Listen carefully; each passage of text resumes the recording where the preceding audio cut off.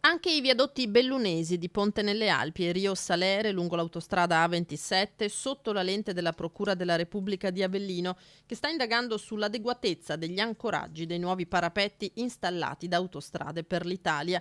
E questo perché il fascicolo d'indagine scaturisce dagli accertamenti seguiti alla strage del 28 luglio del 2013 in A16 all'altezza di Monteforte Irpino, quando un pullman a causa di un guasto sbandò e finì giù dal viadotto causando la morte di 40 persone. Sotto accusa erano finite le barriere laterali del manufatto. Ora, nell'ambito di un filone partito da quell'episodio, la Procura ha notificato ad Autostrade la richiesta di esibire e consegnare la documentazione che consenta di appurare l'elasticità dei nuovi parapetti dei due ponti sulla 27.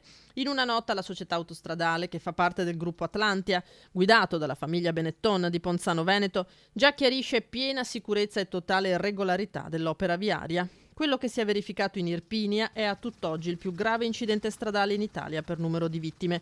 Quanto alla sicurezza dei viadotti, è tornata di drammatica attualità anche dopo la tragedia di Ponte Morandi a Genova, tanto che tutti gli enti locali di competenza erano stati invitati a eseguire un sopralluogo dettagliato sullo stato dei manufatti. Nel Bellunesi i controlli sono stati rinnovati dopo la tempesta Vaia di fine ottobre, ma lo stato dei ponti autostradali è di stretta competenza delle concessionarie. Le verifiche sulle barriere ricordano infine un'altra inchiesta, quella sulla solidità dello spartitraffico della 4 a Cessalto nel 2008, che cedette al salto di carreggiata di un tir, causando 7 morti.